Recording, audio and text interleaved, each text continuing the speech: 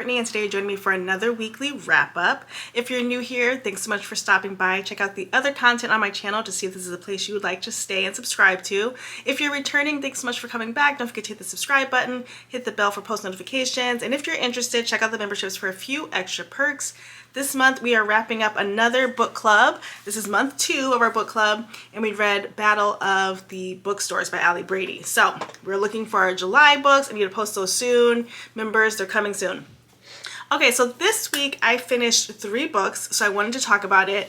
If you're new here, at the end of each month, I usually try to take a few days off from reading so that I can really focus on the new month. However, I'm in a reading grind right now, and so I don't know that I will.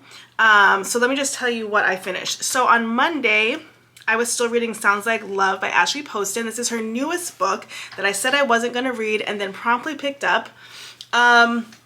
I ended up giving this book 4 stars, which is surprising because I have not liked an Ashley Poston book.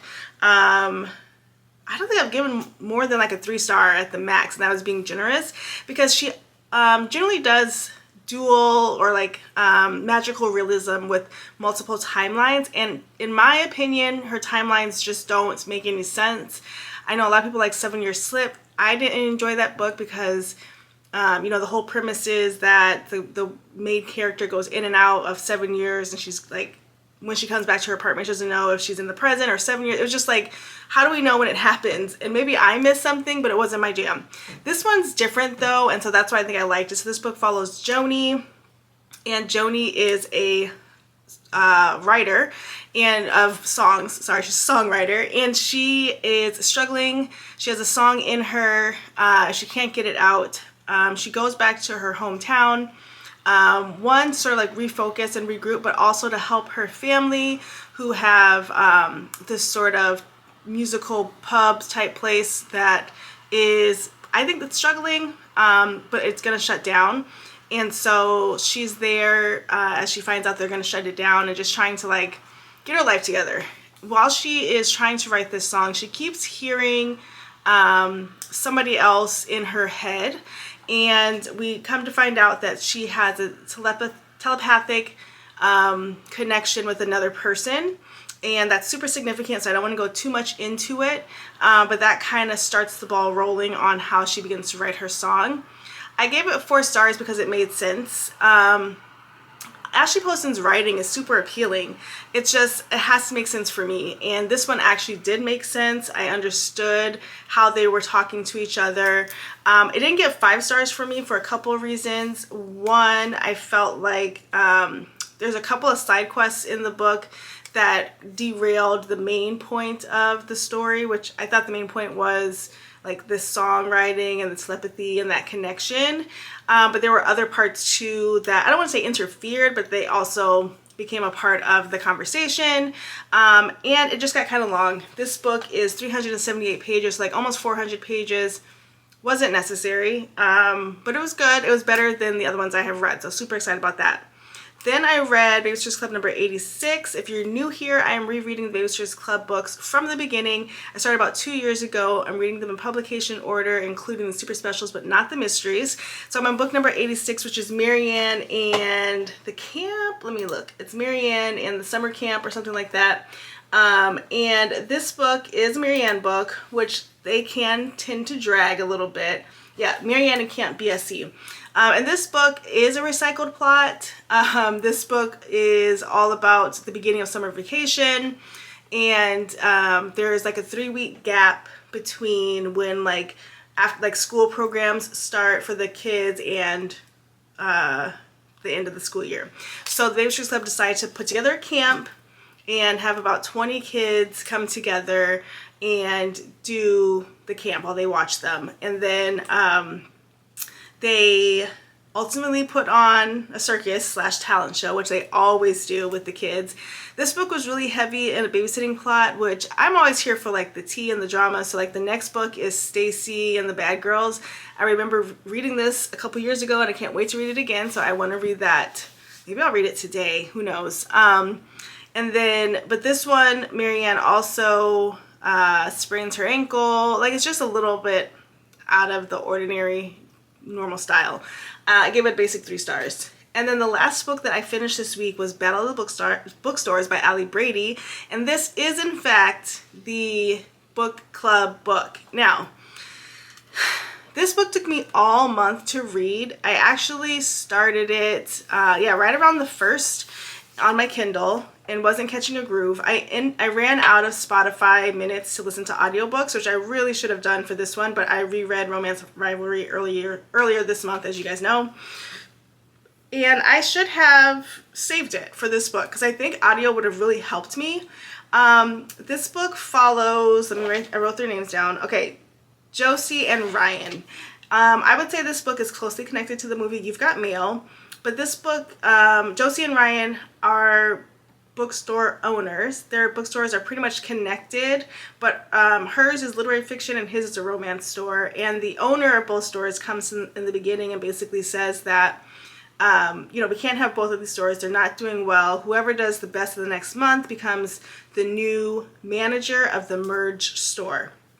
And so they kind of have this little back and forth competition around who will make the most sales in the month.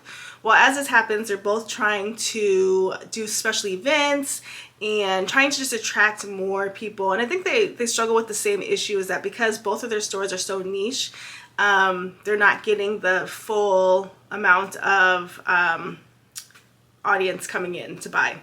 And so in the background, we have Josie and Ryan messaging each other from this bookish group.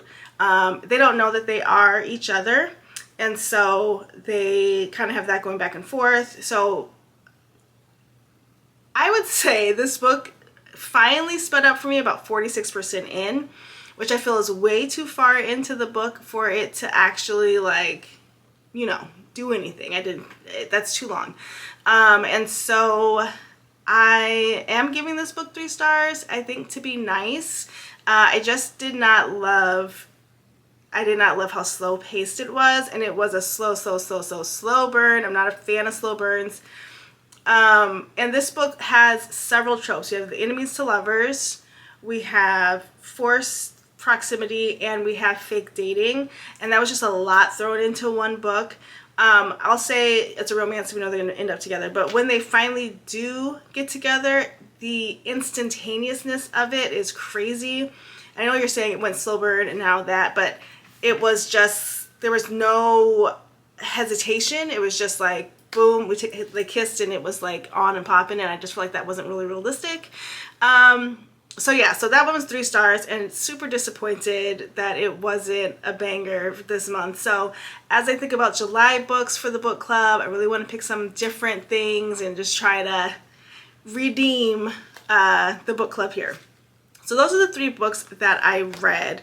I am reading a few books right now on my Kindle because, as I said, I'm trying to not read, but also in the reading mood. So I haven't really finished anything, but I did pick back up Problematic Summer Romance by Ali Hazelwood. I think this will be the first book that I finish in July. I'm only about 36% in, but I have a different light on it now. As you guys know, I put it down last month because it just wasn't catching me, and now I picked it up and it's good again. So I want to read that. I just downloaded the book Plus Size Player. I would like to read that. That's book 2. It's by Danielle Allen, and it's book 2 in a series.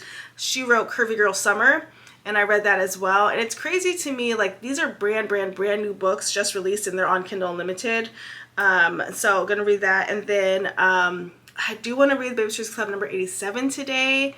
It's a pretty chill day. I'm just going to do some editing, some batch filming, and then maybe I'll do that. And then I would love to read the story Teacher of the Year by M.A. Wardell. And I saw this book at Barnes yesterday. I did browse Barnes yesterday. It came out with 2 bookmarks, so I had full restraint. Just because I have so many books to read on my Kindle. Honestly, like, I don't have time, space. And then I'm going to get a couple books from Book of the Month as the new ones hit. So, like, I'm busy. But Teacher of the Year, it was in stores, and I looked to see if it was on Amazon because I always double check because it's obviously cheaper on Amazon or on Kindle. And it's actually on Kindle Unlimited. So I was like, that's tea, because I just saved myself $18. But this book is a queer romance. It follows 2 guys. One's a teacher and one has a kid in his class. And I forgot some like the specifics. Obviously it's a romance, so they're gonna date, but I don't know why I love that trope. But I look forward to reading that. So that's like 4 books I want to read this week already, and I'm hopeful that I'll get through those. So that's everything that I read this week. I'd love to hear what you read. Do you take a break at the end of the year, at the end of the month? Have you read any of the books that I mentioned? Anything you want to share in the comments, feel free to do that. And as always, thanks so much for watching. Don't forget to like, comment, and subscribe, and we'll see you in the next one. Bye, guys.